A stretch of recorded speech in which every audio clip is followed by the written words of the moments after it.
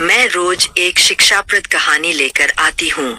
चलिए कहानी शुरू करते हैं। एक गांव था जिसमें प्रवीण और प्रणीत नाम के दो आदमी रहते थे, जो अपने को बहुत चतुर और चालाक समझते थे, परंतु थे अनपढ़ गंवार। वैसे तो पूरे गांव के लोग ही अनपढ़ थे। उस गांव में सिर्फ एक आदमी ही थोड़ा पढ़ा लिखा था, जिसका नाम कैलाश था, मगर उसे गांव वाले महामूर्ख समझते थे। प्रवीण का मानना था कि कहीं पढ़ने लिखने से अक्ल भी आती है।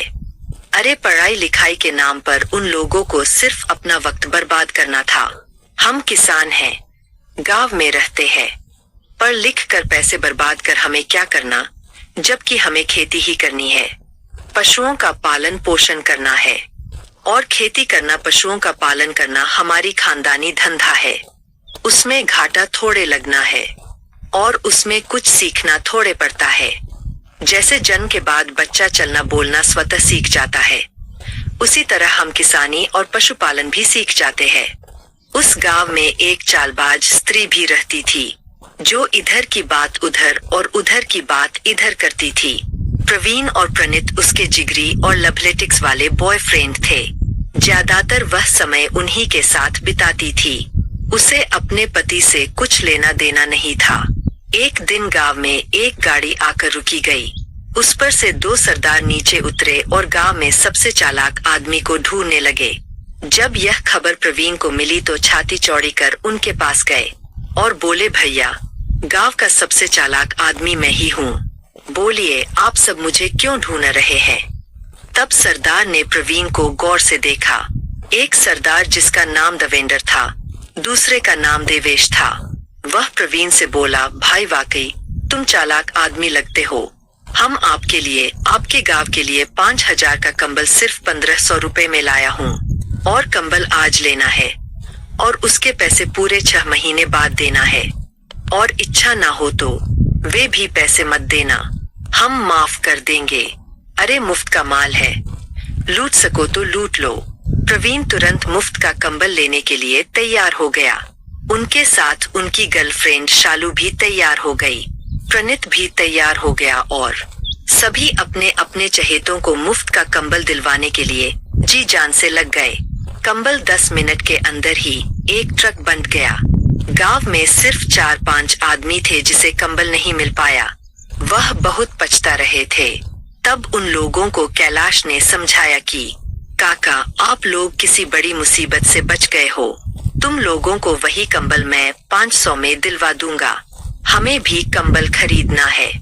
कल शहर चलेंगे और वहीं से खरीद लेंगे। मुफ्त का माल, उधारी का माल कभी नहीं लेने चाहिए, उसमें बहुत बड़ा राज छुपा होता है। कैलाश के साथ सभी 5 लोग, जिसे मुफ्त का कंबल नहीं मिल पाया था, वे सभी लोग शहर गए।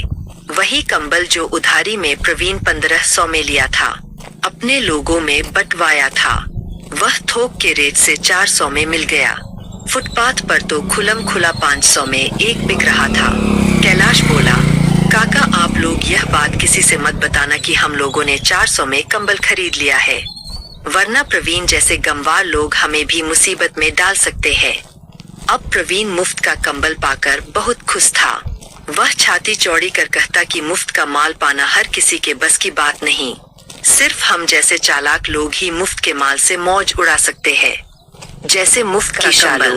कैलाश अपने लोगों को समझाता कि काका, बस थोड़ा सब्र रखो और आगे आगे देखते जाओ, होता है क्या। सरदार जो कंबल देकर गया था, वह प्रवीण से तो क्या उसके मरे बाप से भी पैसा वसूल सकता है।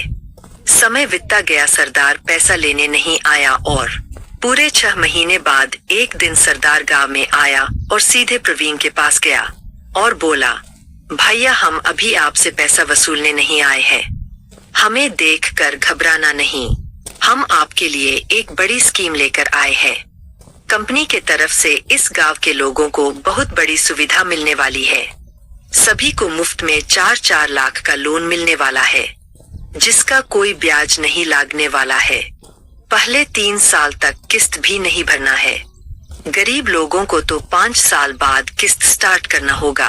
प्रवीण भाई, आपकी तो बल्ले बल्ले हो जाएगी। प्रवीण, आपको तो कुछ देना ही नहीं है। भाई आप इस गांव के सबसे चालाक आदमी हो, यह स्कीम जरूर आपको पसंद आई होगी। इस स्कीम को लेने के लिए पहले आप सबको कंबल के पैसे जमा करने होंगे। उसके बाद एक फॉर्म भरना होगा, उसके 1000 अलग से जमा करने होंगे। इसके लिए समय भी कम बचा है। कल तक जो जमा कर देगा वही इस स्कीम में शामिल हो पाएगा। क्या है कि हमारे पास टाइम नहीं है। पैसा वसूलने, फॉर्म भरवाने की जिम्मेदारी, फिर सुयोग्य आदमी को 4 लाख देने की जिम्मेदारी आपके ऊपर छोड़ता हूँ। आप जिसे कहेंगे उसे हम 3 लाख दे देंगे, जिसे ना कर देंगे उसे 1 पैसा नहीं देंगे, क्योंकि आप इस गांव के सबसे चालाक आदमी हो। गांव वाले आपको समझे या ना समझे, परंतु हम समझते हैं कि आप क्या असली चीज हो। आप हमारे साथ जुड़े रहो, एक दिन आसमान का सैर करा ही देंगे। इतना कह सरदार चला गया।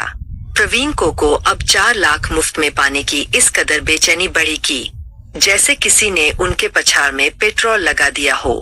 वह रात में ही सभी लोगों से कंबल के पैसे, फार्म के पैसे जमा करा लिया।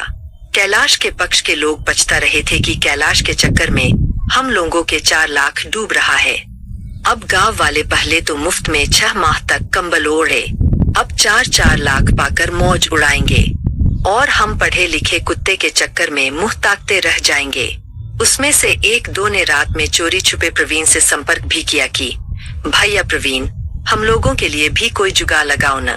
तब प्रवीण बोला, तुम लोग कैलाश के आदमी हो, उसी से जाकर मिलो। इधर तीसरे दिन सरदार आया और प्रवीण के वसूले सारे पैसे लेकर चला गया। जाते जाते प्रवीण को उस पैसे में 10 रुपया चाय पीने के लिए दिया। फिर प्रवीण से बोला, भाई तुम जानते हो कि हमारे पास बिल्कुल टाइम नहीं है। शहर में हमने एक ऑफिस खुलवा रखा है और उस ऑफिस पर तुम पूरे गांव के लोगों को लेकर आज के 15वें दिन पहुंच जाना। वैसे मेरे पास टाइम नहीं है और पैसे तुम्हें ही बांटने पड़ेंगे। वह चला गया। अपना एक मोबाइल नंबर भी दिया था, जिससे प्रवीण उससे रोज बात करता। किसे पैसे कम देने हैं, किसे ज्यादा देने हैं, कौन गरीब है, कौन अमीर है, सारी जानकारी प्रवीण उसे देता था। सब कुछ सुन लेने के बाद सरदार प्रवीण से बोलता कि भाई मेरे पास टाइम नहीं है, सभी को पैसे तुम्हें ही देने पड़ेंगे। धीरे धीरे 15वां दिन भी आ गया। सभी इकट्ठा हो शहर गए। शहर में घुसते ही सबने देखा कि फुटपाथ पर कंबल बिक रहे हैं। दाम पूछने पर पता चला 1000 रुपए के 3 मिल रहे हैं। तभी उसमें से एक आदमी बोला, भाई लगता है हम लोग लूट चुके हैं। यहाँ 1000 में 3 कंबल खुलेआम मिल रहा है और हम 4500 में 3 कंबल खरीद पाए हैं। प्रवीण बोला, तुम लोग महंगे पर मत जाओ, सुविधा पर ध्यान दो। 4 लाख मुफ्त में मिल रहे हैं। ये फुटपाथ वाले तुम्हें उधार 300 भी नहीं देंगे। चलो पहले पैसे लेते हैं। जब सभी इकट्ठा हो ऑफिस पर गए तो वहाँ ताला लटका था। प्रवीण तुरंत सरदार के यहाँ फोन लगाया।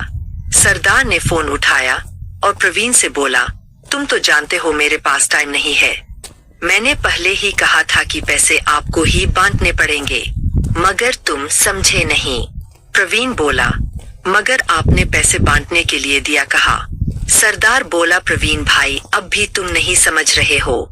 क्या है कि तुम खुद ही उन्हें पैसे बांट दो, मेरे पास सरदार ने फोन काट दिया। प्रवीण वही गश्त खाकर गिर पड़े। लोगों ने किसी तरह उन्हें घर लेकर आए और बोले, इस हरामी के चलते ही हम लूट गए हैं। साला इसी ने घूस चोरी के चक्कर में हम सबको लूटवा दिया है। जब कैलाश सुना तो बोला, अक्सर चालाक लोगों के साथ ऐसा ही होता है। प्रवीण काका के पास दिमाग कहाँ है, जो था वो तो निकाल कर शालू अपने पास रखती है। गांव वाले बोले, अब समझे ससुरा काहे पागलों वाली हरकत करता है। शालू को इसका दिमाग लौटा देना चाहिए। कैलाश समझ गया गांव वाले मूर्ख है, सीधे समझ नहीं पाते, तो बताया कि काका किसी स्त्री से नाजायज संबंध रखने वाले का दिमाग स्वतः उस स्त्री में चला जाता है। इसलिए दूसरे की स्त्री, दूसरे का धन पर कभी नजर नहीं रखने चाहिए। आप चाहो तो जितने भी नाजायज पैसे प्रवीण ने खर्च कराए हैं उनसे वसूल सकते हो, क्योंकि सभी लोगों ने सरदार को कहते सुना है कि पैसे तुम्हें ही बांटने पड़ेंगे हो सकता है सरदार ने इनके पास पैसे जमा किए हों। प्रवीण रोकर बोला, भैया कैलाश, हम मूर्ख सरदार के बातों में आकर लूट गए हैं। उसने मुझे उतने पैसे में से 5 रुपया दिया है, वह अब भी हमारे पास रखा है। कैलाश खुश था कि उसके पक्ष के लोग नहीं ठगे गए हैं और प्रवीण को सरदार ने बुरी तरह ठग लिया है। प्रवीण मन ही मन बहुत पछतावा कर रहा था। अगर आपको हमारी कहानी अच्छी लगी हो तो हमारे चैनल को सब्सक्राइब करें, लाइक करें और कमेंट बॉक्स में राधे राधे जरूर लिखें। आपसे पुनः मिलते हैं एक नई वीडियो के साथ। तब तक के लिए आपको और आपके पूरे परिवार को राधे राधे।